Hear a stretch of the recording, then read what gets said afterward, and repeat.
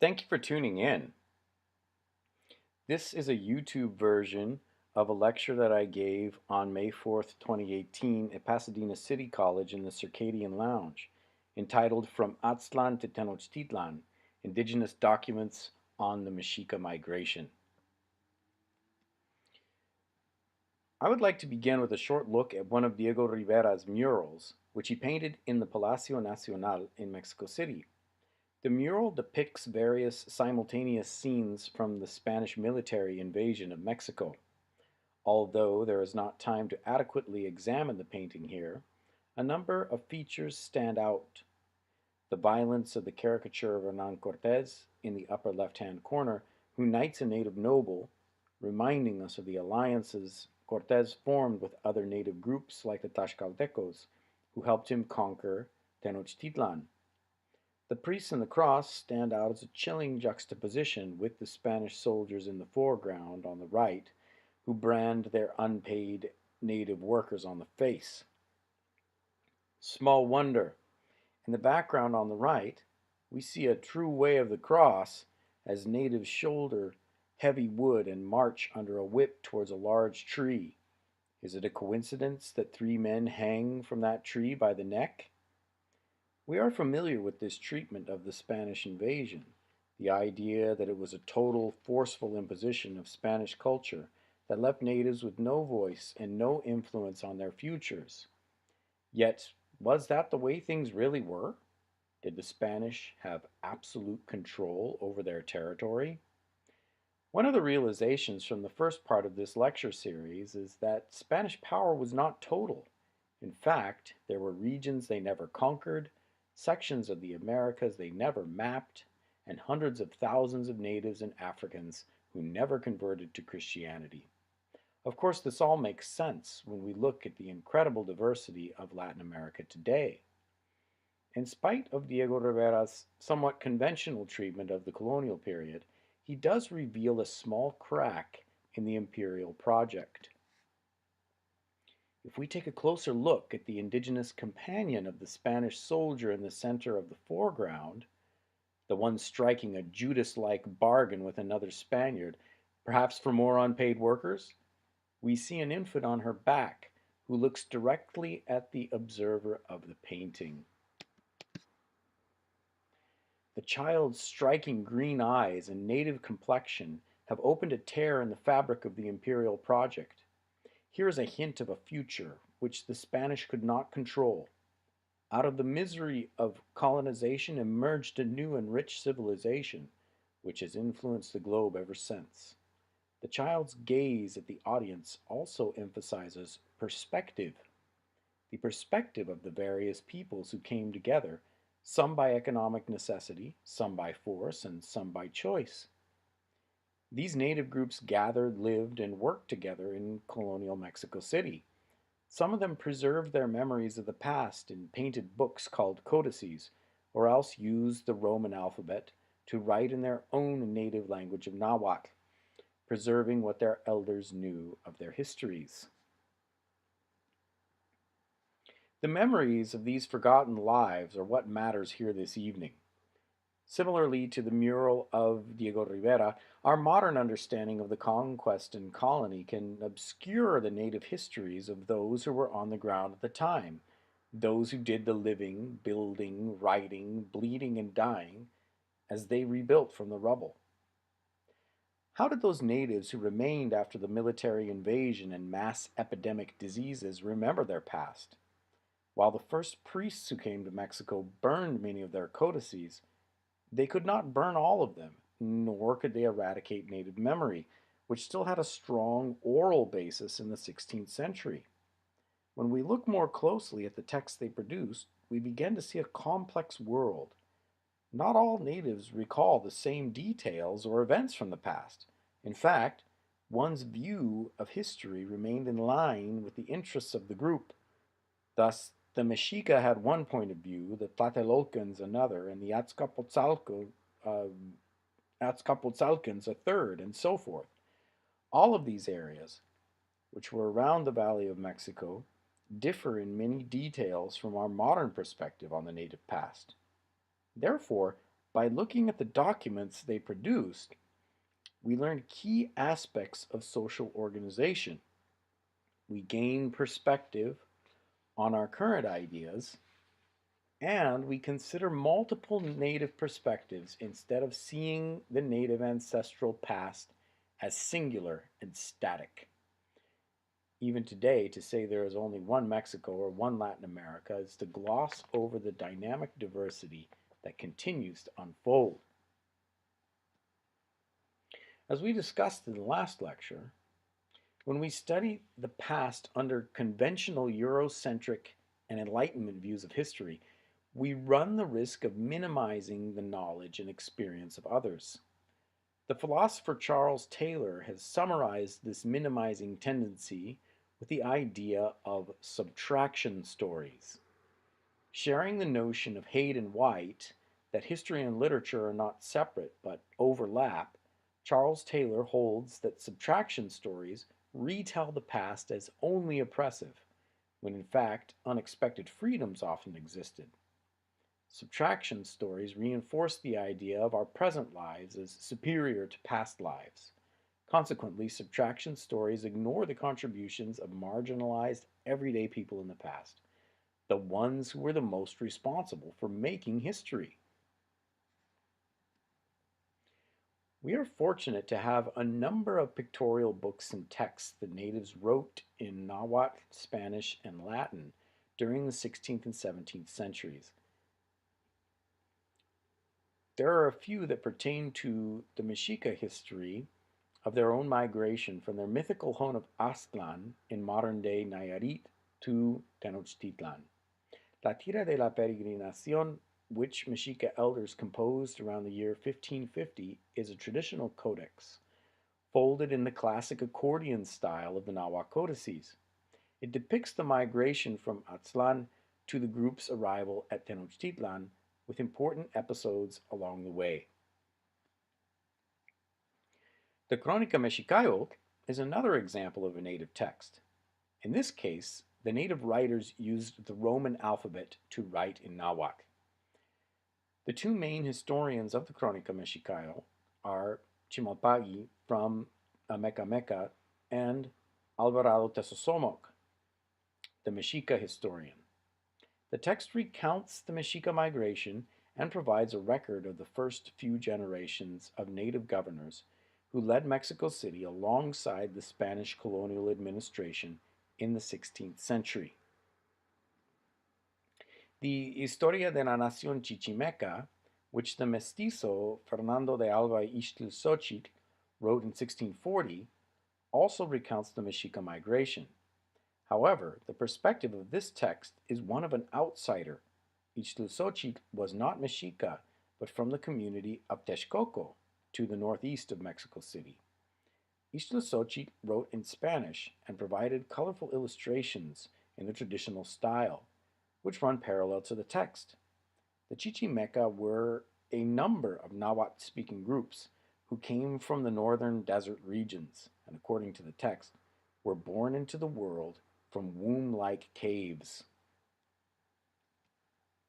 Another important account of the Mexica migration comes from the pen of a Dominican priest named Diego Duran. In 1573, Duran finished his manuscript, La Historia de las Indias de Nueva España e Islas de Tierra Firme, which synthesized multiple interviews which he had conducted with Nahuatl elders who were alive before the Spanish conquest. Although not a native text directly, Duran's work successfully preserved ancestral accounts of the past. Duran also sought the help of native artists to illustrate the book. Here we see the familiar scene of the Mexica's arrival to Lake Texcoco, where they spotted an eagle eating a serpent and standing on a cactus. While this image represents our usual understanding, as we shall see, not all natives recalled the same details. Before the Mexica arrived to Tenochtitlan, they began their migration out of the mythical Aztlan. In Aztlan, the Mexica emerged from underground, from Chicomostoc, which means 7 caves, Throughout Mesoamerica, among the Mayans, Mixtecos, Zapotecos, and others, origin stories of native communities begin this way, with a people's birth from a cave. Here there are two illustrations of the original event, of the origin event. The one on the left comes from the Códice Tovar, published in 1584. The, the Jesuit Juan de Tovar drew from many of the same oral sources as did Diego Duran. The Tovar illustration emphasizes the technology that the Mexica acquire upon leaving their primordial cave, bows and arrows. The surroundings are idyllic, and the social relationships appear egalitarian. Both men and women hunt, for example. On the right, the illustration of the emergence of the Mexica from Chicomostoc in the Historia de la Nación Chichimeca, finished in 1640, shows a more symbolic understanding of origins. The cave gives birth to the Mexica and other Chichimeca groups. The walls of the seven caves even appear as a uterine lining. Comparing the two paintings, it is clear that Tovar's illustration draws on European perspective and Renaissance techniques. The Ixtlilxochitl image, however, relies on traditional Mesoamerican composition, which appears more two-dimensional and uses painted footprints to indicate movement, which is a convention in native maps and codices. The Crónica MEXICAYOTL sheds further light on these events by adding the aspect of important names to the group that emerges from the caves in Aztlan. The Crónica MEXICAYOTL explains how political leadership came into being with the Mexica's birth as a people. Quote, he who was ruler there was named Moctezuma. There were two sons of this ruler, and when he was about to die, he then installed these aforesaid sons as the rulers. The elder brother, whose name is not known, was the ruler of the Quixteca, and to the younger brother, a Mexica, just called Meshi. End quote. The narrative thus links the name of Meshi with the Mexica and establishes the authority of the Moctezuma rulers, beginning in the mythical site of Aztlan. During the colonial period, descendants of the Moctezuma lineage could use this historical precedent to maintain their leadership status. In the midst of the Mexican nobles' political uncertainty under the Spanish, the pairing of the Moctezuma and Mexica recalled their origins and encouraged unity. Another source for unity for the Mexica was their tutelary deity, Huitzilopochtli. A war god at the time the Spaniards came, Huitzilopochtli had humble beginnings. The earliest mentions of the deity in the Crónica MEXICAYOTL associate him with hunting. The Mexica first carried Huitzilopochtli everywhere in the form of a small bundle of sticks. This talisman spoke to the Mexica and offered them guidance. The illustrations of the Tira de la Peregrinación represent Mexica communication with the deity. On the right-hand side of this image, the Mexica elders converse with Huitzilopochtli after a serious incident which nearly cost them their lives and jeopardized the entire journey forward. Again, the Crónica MEXICAYOTL provides further information which helps us understand the illustration from La Tira de la Peregrinación. The Crónica recalls that when the group arrived to Culhuacan, Huitzilopochtli prevents the people's death by speaking to them through an away tree, a Mesoamerican species of cypress, and warning them to move. After they relocated their encampment, the same tree falls and would have crushed them had not Huitzilopochtli assured their safety. Even before the Mexica arrive at their permanent settlement, the episode of the fallen tree recapitulates their history. The away indicates the presence of water, an element crucial to the group's birth in Aztlan, and anticipates the foundation of Tenochtitlan on Lake Texcoco. The falling tree also foreshadows the eventual decline, yet not the disappearance of the Mexica. In spite of their tumultuous history, the cosmos has destined them to survive and flourish. The Crónica MEXICAYOTL also explains that after the Aweway tree falls, Huitzilopochtli changed his group's name from Azteca to Mexica and gave them bows, arrows, and nets, and painted their ears black.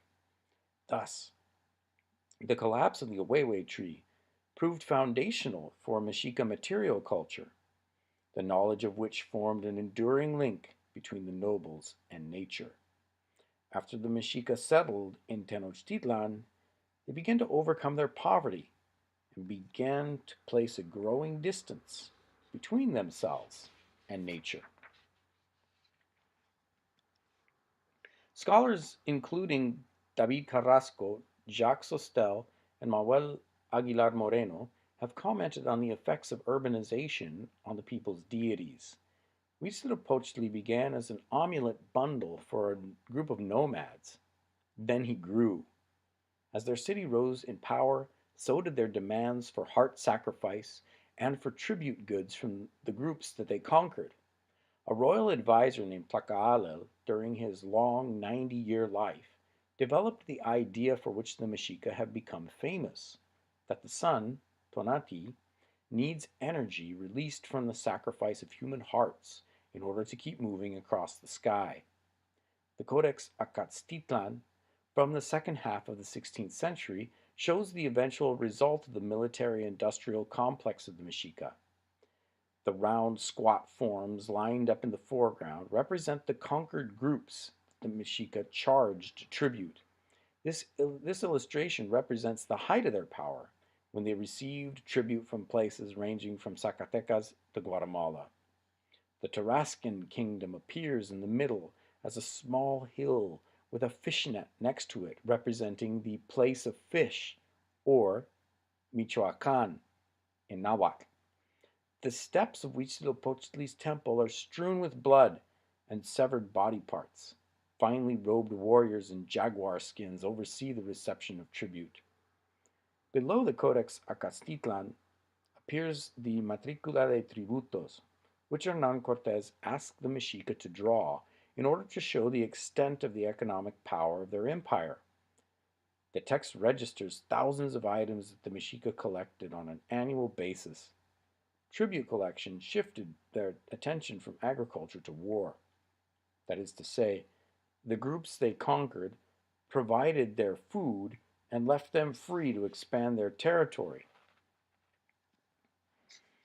In 1519, the year in which the Spanish soldiers arrived at Tenochtitlan, they observed a series of rituals which included the construction of a life-size statue of Huitzilopochtli from amaranth seeds. In this illustration from the Florentine Codex, Huitzilopochtli sits adorned as a warrior. At the end of the festival, participants would take apart the statue and eat it, one morsel at a time. From the foregoing sources on the Mexica migration, we can appreciate that their representations of Huitzilopochtli changed over time.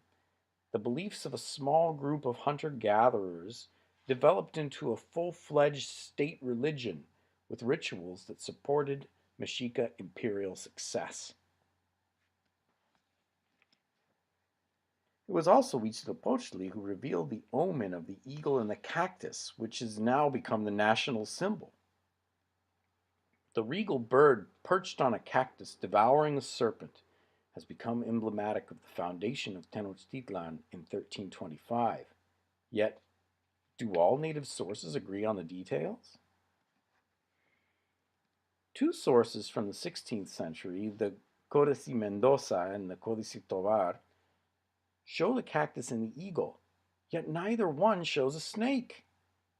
The eagle of the Mendoza text stands stately and eats nothing, though he inclines towards a nearby skull rack.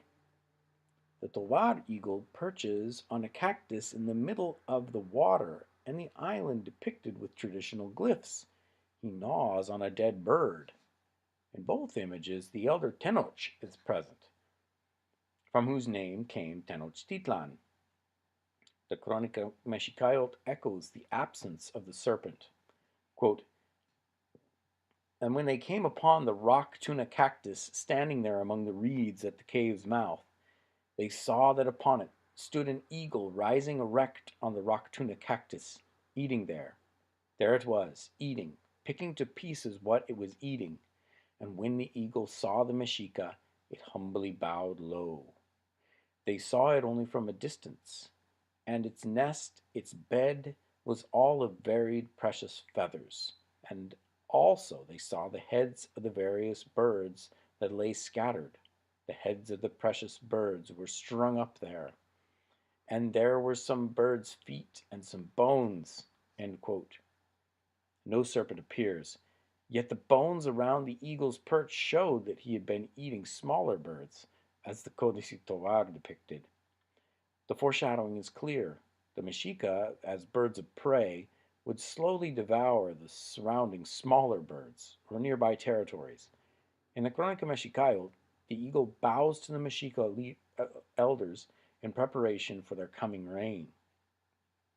At this point, with differing representations of the founding of Tenochtitlan, it is worth asking how the modern nation decided upon the eagle and serpent. Since differing indigenous accounts existed, ultimately the shift toward the serpent started with another writer, an Enlightenment writer, producer of scientific knowledge, and a European.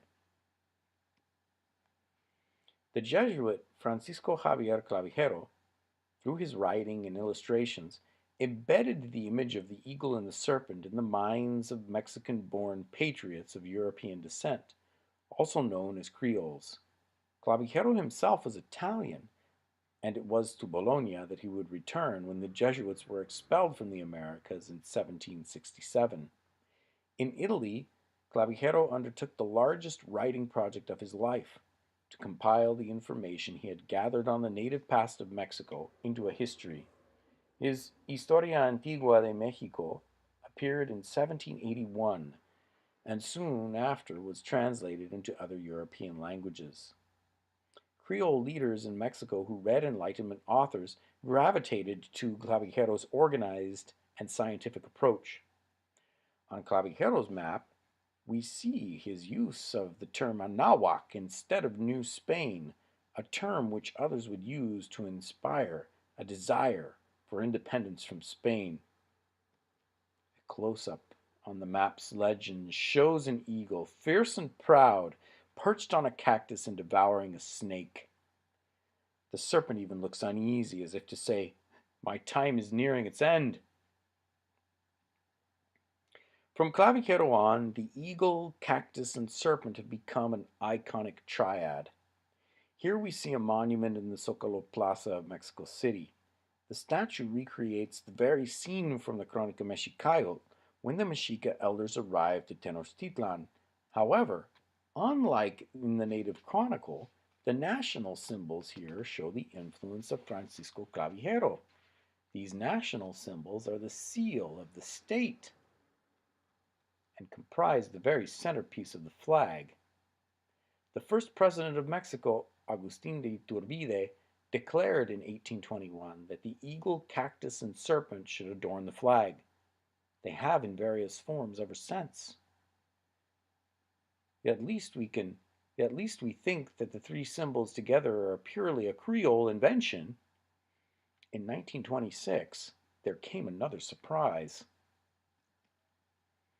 During utility maintenance work, technicians found this carved stone under the Palacio Nacional. The stone depicts an eagle perched on a cactus, devouring a serpent. The cactus, eagle, and serpent all come directly from the mouth of the Earth Lord himself, Tlaltecli. The cactus fruit, tunas in full bloom, suggest human hearts. The cactus connects the earth with the sky through sacrifice and the flight of the eagle.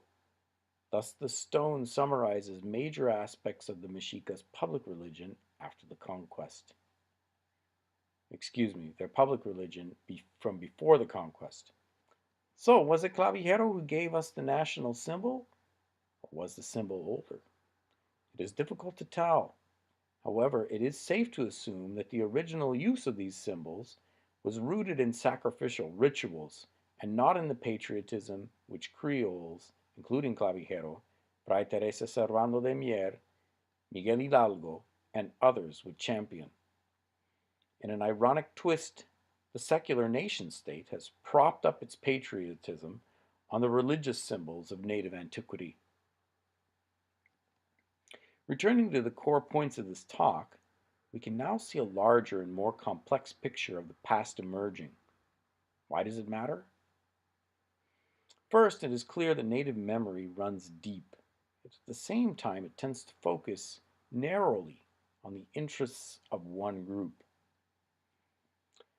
Second, we see that during the 18th and 19th centuries, the visionaries of Mexican independence gravitated towards Mexica memory, partly because of the presence of native manuscripts from earlier in the colonial period, and partly because of the strength of the Mexica's own imperial past. In a certain sense, the independence movement made effective use of the symbolic power of a native imperial city in order to stand up to Spain. Third, we find ambivalence in the modern Mexican state's view of the native past.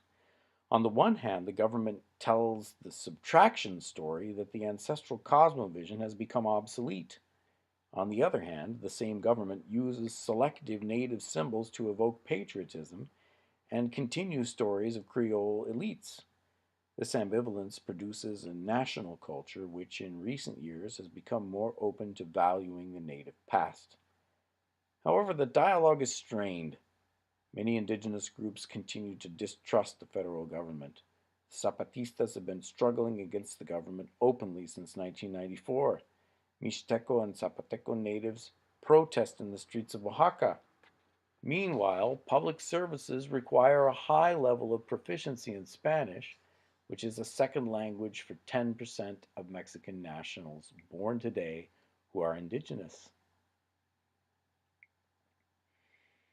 So we continue to live with these tensions, and for those of us who are trying to learn from the complex indigenous heritage, is these tensions which ultimately bring about the new cultural forms which we find so fascinating and fill us with optimism about learning and going into the future together.